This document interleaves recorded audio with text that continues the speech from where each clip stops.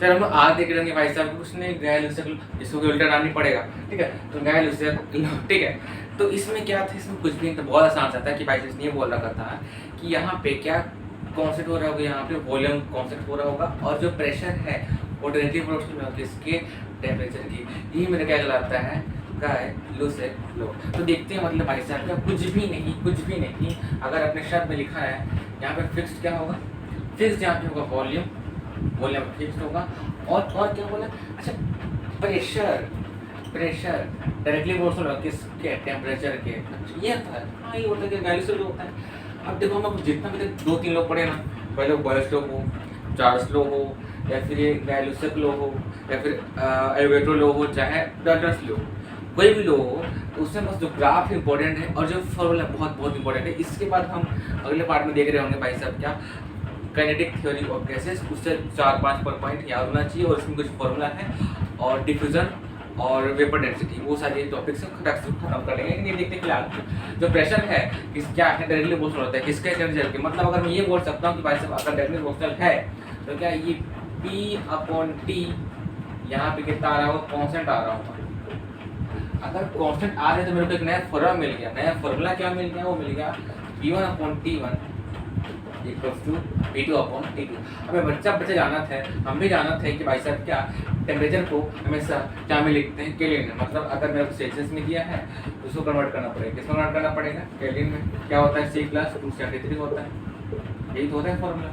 इसको चिपका दो, काम खत्म, उसमें क्या मिल जाए, केल्विन में मिल जाएगा, और इसमें ऐड कर दो, काम खत्म हो जाएगा। मेरे ख्याल से बहुत आसान होता है। अब इसका ग्राफ देखने छोटा सा कॉन्सेप्ट है, ऐसा क्या ग्राफ ही तो है बस, छोटा सा कॉन्सेप्ट ग्राफ ही तो है। तो यहाँ मेरा क्या हो रहा होगा, प्रेशर हो रहा होगा, यहाँ पे मेरा क्या हो रहा होगा, टेम्परेचर हो रहा होगा। ये इसको V1, इसको V2, इसको V3, इसको V4। अब मुझको बताना यार, अब ये तो आसान से आप लोग बहुत जाओगे, इमेजिन भी करना सीख गए मेरे साथ में, कि बताना इन सब वॉल्यूम में कौन सा सबसे ज़्यादा हो रहा है। एक बात और, ये जो V है ना, ये क्या है, आइसोकोर।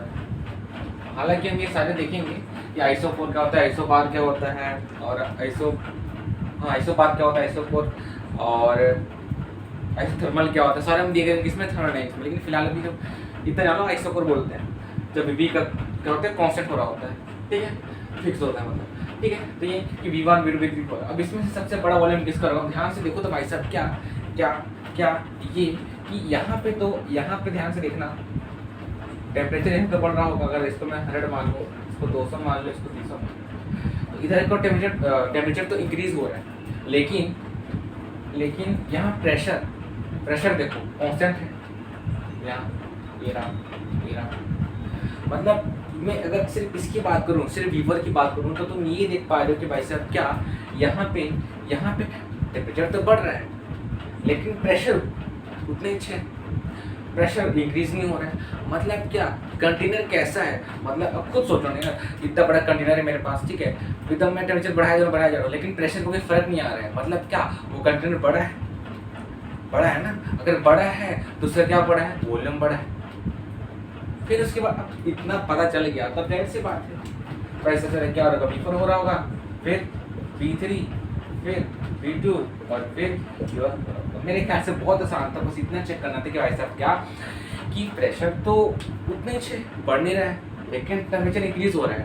अब मैं बहुत ज़्यादा हीट सप्लाई करूँ इस कंटेनर में, खुद सोचना, अगर मैं हीट सप्लाई करूँ बहुत ज़्यादा, ठीक है, तो भाई साहब प्रेशर कुछ फर्क नहीं आ रहा, क्योंकि अगर कंटेनर जितना ज़्यादा छोटा हो, या फिर कंटेनर मान के चलो एग्जाम्पल जितना छोटा होगा, मैं टेम्परेचर बढ़ाते जाऊँ तो उसका प्रेशर तो इंक्रीज होगा ना, जस्ट लाइक प्रेशर कुकर। लेकिन यहाँ पे तो कोई फर्क ही नहीं आ रहा है, यहाँ पे तो क्या दिख रहा है भाई साहब, वो प्रेशर तो इंक्रीज नहीं हो, लेकिन टेम्परेचर बढ़ रहा है। मतलब क्या, यहाँ पे सबसे ज़्यादा वॉल्यूम किसका होगा, V4 का, V3, V2, V1 का। मेरे ख्याल से बहुत आसान होता, ये बहुत आसान होता। अगर ये समझ आते हैं ना, तो मैं 2 क्वेश्चन लेने चाहूँगा, फिर इसके बाद ज़्यादातर सिर्फ इसके ग्राफ ही क्वेश्चन आते हैं, खास कर तो मेंस में, और एडवांस में तो ग्राफ से क्वेश्चन आते हैं, कुल मिला के बोलूँ तो मैं। तो इसको अब 2 क्वेश्चन देखते हैं, ठीक है। हाँ, तो छोटा सा एग्जाम्पल है इस प्रॉब्लम में देखते भाई साहब, क्या कुछ नहीं, आसान सा है देखना।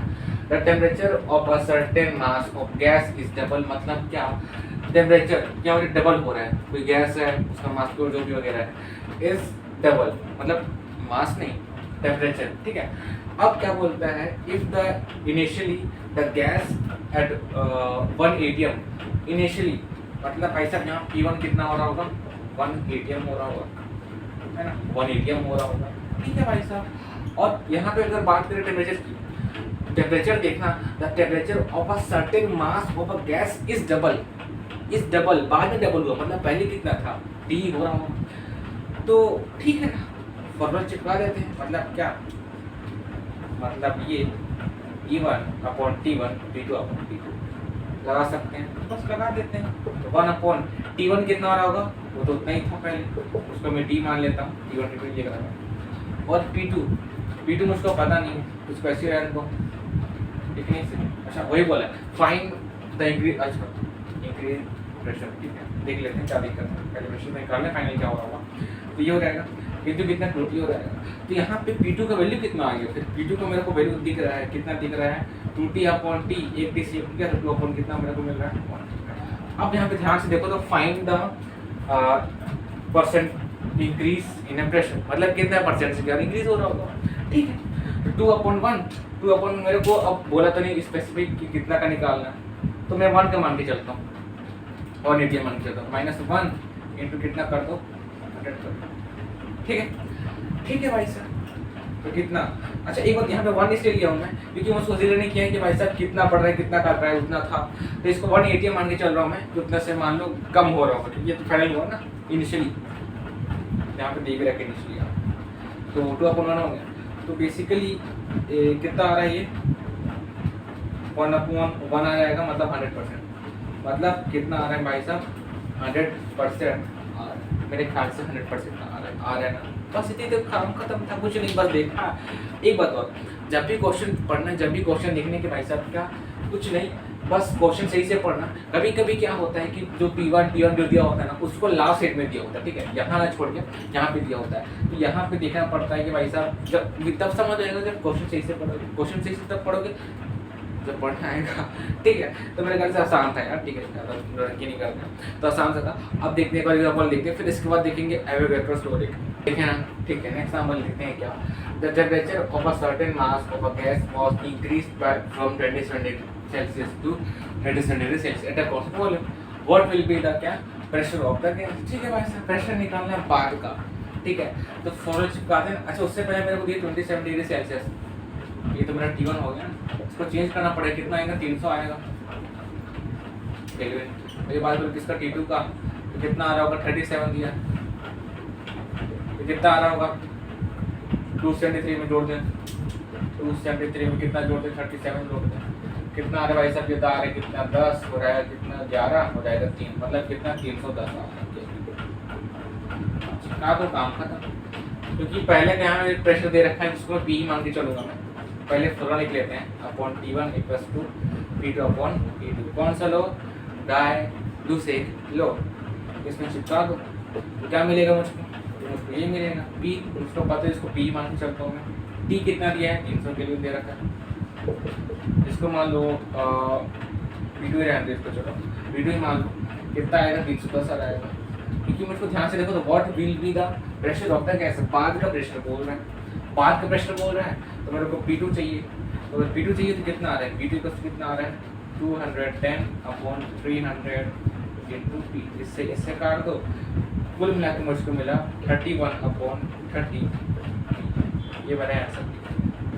मेरे ख्याल से बहुत आसान था, इससे आसान क्या ही हो सकता है, बाकी ग्राफ पढ़ना चाहिए सर बात कहूँ तो इस चैप्टर में, बस इतना ही। अब देखते हैं नया लो, इसका नाम है क्या एवोगैड्रो लो। इसमें कुछ भी नहीं, बहुत आसान सा होता है, तुम लोग को लगे कि मतलब इससे जल्द हो ही क्या सकता है, तो कुछ भी नहीं, देखते हैं आसान सा है, ठीक है। मेरे पास मान लो एक कंटेनर है, ठीक है, ये रहा एक कंटेनर, इसके अंदर मैं 2 गैस भर देता हूँ मैं, ठीक है, 2 गैस भर देता हूँ मैं, एक हीलियम मान लो और एक नियोन मान लो, ये मेरा कंटेनर है, इसके अंदर 2 गैस हैं, एक हीलियम और एक नियोन। अब मेरे को बताना, अगर मैं इसमें हीट दूं इसको मैं, ठीक है, यहाँ पे अगर कुछ टेम्परेचर लग रहा हो मान लो, मतलब इसको अगर मैं हीट सप्लाई करूँ थर्मल, ठीक है, तो इसके प्रेशर पे कुछ फर्क आएगा क्या, इसके प्रेशर पे क्या कुछ फर्क आएगा क्या? इसके प्रेशर पे कुछ फर्क नहीं आएगा। मतलब क्या? इसका प्रेशर पे कुछ फर्क नहीं पड़ने वाला है जब तक मैं ज़्यादा ना दूँ, ठीक है। लेकिन किस पे? प्रेशर पे, या फिर जब प्रेशर से अप्लाई तो हो रहा है, लेकिन क्या इन दोनों पे कुछ फर्क पड़ रहा है क्या? नहीं, यहाँ फर्क नहीं पड़ रहा है। क्या? प्रेशर का। देखना जो नियॉन है इसका मान लो N1, इसका मान लो क्या N2, ठीक है। अच्छा एक बात और, क्या इसका वॉल्यूम भी सेम ही है? इसका वॉल्यूम भी कैसा होगा? फिक्स होगा। मतलब एक बात बताता हूँ मैं, कुछ नहीं, अगर एक फिक्स कंटेनर मान लो, उसका तेरे पास दो गैस दे रखे हैं, एक पहले हीलियम मान लो, एक नियॉन मान लो, जब उससे मैं थर्मल सप्लाई कर, थर्मल कैपेसिटी हीट बोलते हैं, हीट सप्लाई करूँ मैं किसमें? कंटेनर में, तो भाई साहब क्या इसके कारण इन दोनों जो गैस हैं, क्या इसमें कुछ, इसके प्रेशर में कुछ फर्क आया क्या? फर्क बिल्कुल नहीं पड़ने वाला है। लेकिन हाँ, इसके जो नंबर्स ऑफ मोल्स हैं, जो मोल्स है इसके नियॉन और हीलियम के, दोनों तो अलग अलग होंगे, लेकिन यहाँ पे जो सेम चीज़ हो रहा होगा, क्या हो रहा होगा? प्रेशर, टेम्परेचर,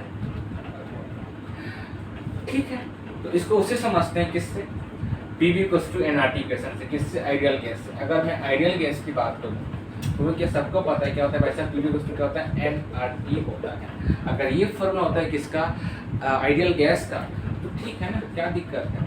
यहाँ पे PV = मेरा कांस्टेंट चाहिए, इसको और इसको अपन क्या ले आऊँगा? नीचे ले आता हूँ। इक्वल्स टू कितना आएगा? R आएगा। R तो कांस्टेंट होता है, ये क्या होता है? आइडियल गैस इक्वेशन होता है। वैल्यू कितना होता है? 8.74 जूल पर मोल हो रहा होता है, ठीक है भाई साहब। तो मेरे को एक फॉर्मूला मिल गया ये। अब यहाँ पे नंबर्स ऑफ मोल्स है ना, n को मैं 1 मान के चलता हूँ। अगर 1 मान के कंसिडर करता हूँ मैं, n को अगर मैं 1 मान के अगर कंसिडर करता हूँ, तो मुझसे क्या मिलेगा? PV/T मिलेगा, इक्वल्स टू कितना? R। तो एक फॉर्मूला मिल गया, ये तो मेरा कांस्टेंट है। और इस कांस्टेंट का वैल्यू नहीं पता है, भूल गया तो कोई बात नहीं, फिर से लिख देता हूँ ना, क्या दिक्कत है? 1.34 जूल पर मोल हो रहा होता है, सही है, ठीक है भाई साहब, कोई भी बात नहीं है। तो एक फॉर्मूला मिल गया। अगर ये फॉर्मूला मिल गया तो एक नया फॉर्मूला मेरे को क्या मिलेगा? ये तो बस निकला है यार। एक फॉर्मूला निकालता है क्या? V1 अपॉन इतना इतना इतना equals to P2 upon P2। मेरे पास एक बहुत इंपॉर्टेंट क्या फॉर्मूला निकल के आता है? क्या आता है? ये यहाँ पे n आएगा, n इक्वल्स टू कितना? P1 V1 P2 V2, ऐसा कुछ मेरे को फॉर्मूला मिल रहा होता है। अब इसका मैं क्वेश्चन सॉल्व कर सकते हैं। कैसे सॉल्व करते? कुछ नहीं, मेरे को दिया होगा क्या? प्रेशर दिया होगा, और क्या दिया होगा? वॉल्यूम दिया होगा, जो भी दिया होगा, नंबर ऑफ मोल्स निकालना पड़ रहा होगा, सॉरी नंबर ऑफ मोल्स निकालना पड़ रहा होगा। उसके थ्रू मैं आराम से निकाल ही सकते, बस पुट तो करना होता है। कभी कभी क्या होता है यार कि जब क्वेश्चन लोग रीडिंग करते हैं ना, किसमें इसमें रीड करते हैं, जब क्वेश्चन सॉल्व करते रहते हैं, तो क्या होता है कि जो जैसे स्टार्टिंग में बोल रखा था, जो लास्ट का जो पहले तो क्वेश्चन था, कभी कभी जो स्टार्टिंग में जो प्रेशर का दिया होता है ना, इनिशियल वाला का, उसको लास्ट सेट में दिया होता है, ठीक है। लेकिन क्या है, हम जल्दी जल्दी सॉल्व करते रहते हैं, पेपर में चाहे टेस्ट की बात कर दूँ तो उसको देखते नहीं है यार कि ऊपर वाला को मान लेते हैं ना, ऊपर ATM दिया, वही तो अपना क्या होता है? पॉइंट होता है, क्या करने का, कब आने का, वही तो है ना। तो इसीलिए बस सही से क्वेश्चन पढ़ने के, यहाँ पे बोल कह रहे सही से